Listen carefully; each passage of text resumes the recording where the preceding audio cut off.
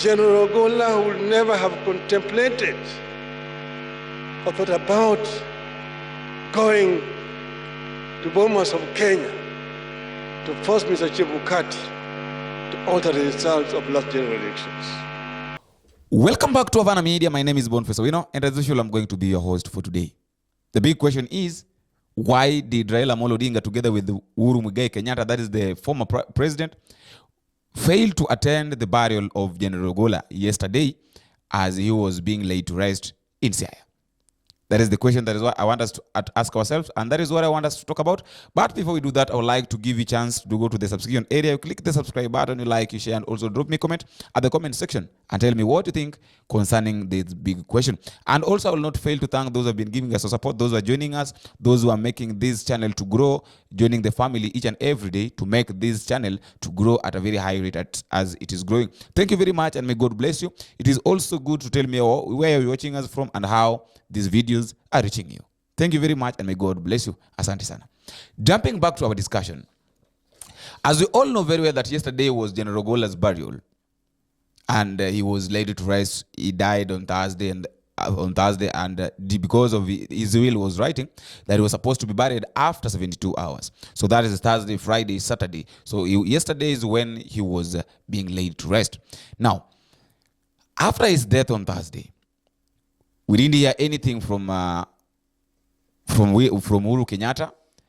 On Friday, Uhuru Kenyatta tweeted and talked about the positive and the way he had worked with General Ogola. At the same time, RAILA Odinga went to General Ogola's home in Nairobi and met with the wife, where he gave his condolences to the family. But now the expectation of the people was that the two leaders were supposed to accompany the president to the burial yesterday. But it didn't work like that. That is the big question now, that why didn't Uhuru Kenyatta and RAILA Odinga fail, or why did they fail to attend the burial? I had that is the Raila's brother, Oburu Odinga, sending the apologies to the family and to the president, saying that he is there to represent the family as the chairman. And he was also sent by the former president and also the prime minister, RAILA Odinga, with their condolences, saying that RAILA Odinga sent his condolences to the family, and also Uhuru Kenyatta sending his condolences to the family because they are out of the country. Now, why is it that these guys are sending the condolences to the family through Oburu Odinga? The first question. If there is someone that maybe that people expected not to fail in this burial, was RAILA Odinga, but he failed. I wanted to listen to the way Oburu Odinga is talking. And Oburu Odinga is also saying that we know very well that people have died. We know that accident has happened in this our region. We know that such accidents have happened. I know when he was talking about such accidents, he was saying that there are a lot of people who have died, people like George Saitoti. He was trying to insinuate that people have died on a plane crash. Accidents of plane crash is like a norm in our region. Even though it's like a norm, people have been dying in this region because of such accident. And there are a lot of questions that people are asking. And even other people have been assassinated. When people are asking to know the truth of the matter, or to know people are suspicious, it is not a big problem for people to be suspicious about this kind of deaths. But it is only that people wants to know the truth. People are suspicious because the only thing that people want to know about these deaths is to know the truth. I wanted to listen to what Oburu Odinga was saying, and then we continue. Listen to him.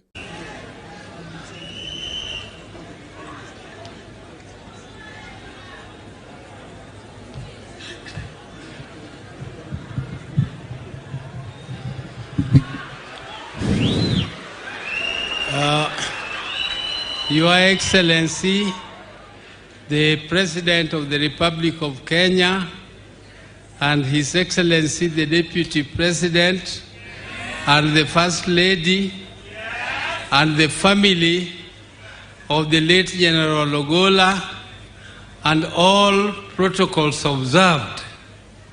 I stand here on behalf of my family, the family of the late Jaramogi Oginga Odinga, on whom I represent as the chair. Now, the late Ogola here is our maternal uncle, and our mother comes from this village. And therefore, we come here as relatives of Ogola. I also come here to bring condolences of my brother, RAILA Amolo Odinga, who has sent me to come because he is a bit indisposed. He could not come personally, but he has asked me to come and represent him and the family.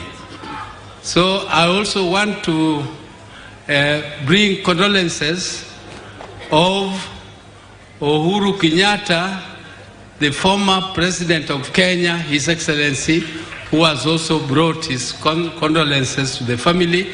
He is out of the country, but he has asked me to bring his condolences to the family. Now, I would only want to mention one word after saying words of condolences and sympathies to the family. I would just like to say that the death was an accident, but even though it is an accident, in this region we have had many such accidents, and we have also had assassination of leaders from this region. So when such things happen, we are a bit suspicious, not because of anything, but we want to know the truth. We want to know the truth. And I want to ask our uncle, the general's son, not to be impatient with us. It is not because of anything. It is just because once beaten, twice shy. So we are asking for no stones to be left unturned, and let us know the truth of who killed our uncle, General Ogola. He died too soon, and we are a bit shaken by his death. And you people know, we lost Tom Boyer in very tragic circumstances. We lost Ouko in very tragic circumstances. And when we lost Ouko, I was part and parcel of the team of parliament which was investigating the death of Ouko. And I can tell you it was very sad, because the regime at that time managed to convince the family to be very protective and not to allow people to go into details. So young man, please just allow investigators to do their work. At the same time, that is the governor of Siaya County, or James Orengo, was talking about these issues that have been implicated on social media.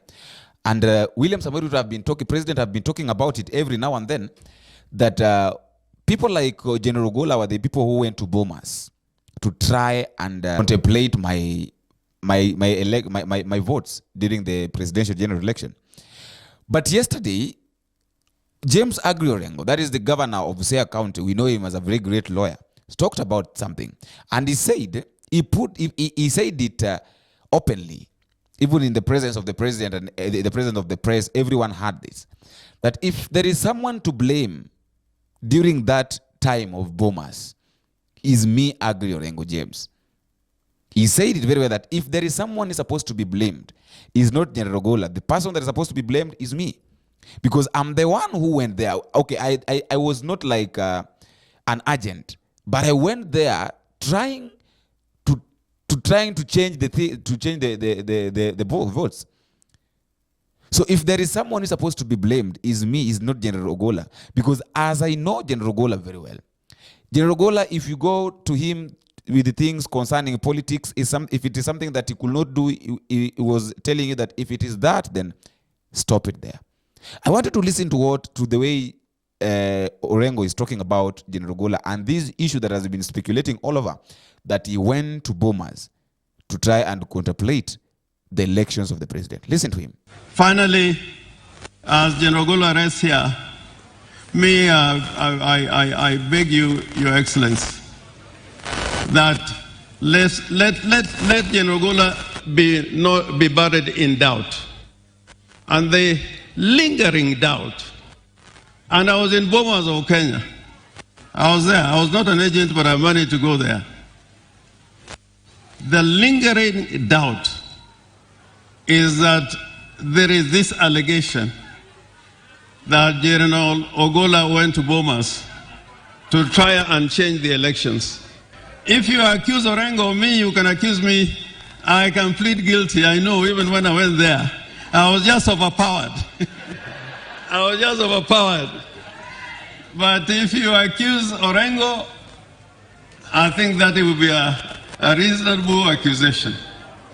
But General Ogola, the way I know him, and I've gone to see him, even on political issues, and he will tell me, if it is that, wachana nayo. Ata Murkomen told me that when he went to see Murkomen, it was just about development. So Murkomen, iyo uwanja wa ndege, uambie mkubwa, hata mimi nilishamwambia, iyo uwanja ya Gombe, mufanye haraka, tuone ya kwamba huyu generali alikuwa anatupenda zaidi na zaidi. Asanteni sana. Personally, I've told you that it is very funny that Raila Odinga, together with William RUTO, are sending their apologies not to attend the burial of General Ogola to their brother, so that Oburu Odinga could represent them. Now, this is a big question, that why is it that Raila Odinga and Uhuru Kenyatta did not attend the burial?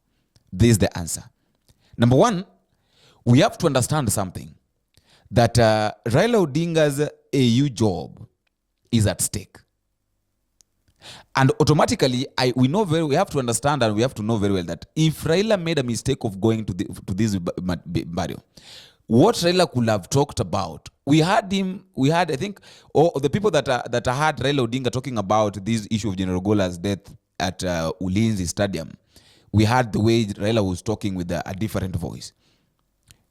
And he was saying that these issues should be stopped, of General Ogola going to Bomas to contemplate the elections. And he knows General Ogola very well. And Raila Odinga said very well that what needs to be done is a proper investigation. So Raila failing to attend this burial, according to me, simply means that Raila was trying to avoid a lot of things. That, okay, I know that if I go there, I will still talk about this thing every night. I'll still repeat this thing. And if I repeat this thing, could it be an effect? Could it cause a side effect of me during my AU election? Could it be used against me that during the death of General Ogola, I engaged myself into 1, 2, 3 things which are not supposed to be done, which I was not supposed to do? That is the first thing. The second thing is that we know very well that Siaya is the home of Raila Odinga. And if Raila made a mistake of going to the burial, the people could have not concentrated on the burial, but these guys could have concentrated on listening to Raila Odinga. Another thing, on the issue of Uhuru Kenyatta not attending this, we had Uhuru Kenyatta the other time during a church service, during the dedication of the church and the dedication of the priest. Uhuru Kenyatta talked about this issue of Wasaliti. And he said that Wasaliti will be dealt with one by one. So according to Uhuru Kenyatta, there is no single day that Uhuru Kenyatta will meet with William Samoei Ruto and talk about anything. So I think Uhuru Kenyatta was just trying to avoid this thing of not meeting with William Ruto, because of course we all know the way William Ruto have dealt with Uhuru Kenyatta of recent. Even though Gachagua is coming out publicly and asking for forgiveness, but it will be very difficult for Uhuru Kenyatta to forgive William Ruto. I don't know what you think. That is just my thought and that is just my view. I would also like to give you a chance at the comment section so that you can tell me what you think concerning this issue of why did Uhuru Kenyatta together with Raila Odinga fail to attend the burial of General Ogola. Until we meet again, I have been your host, Boniface.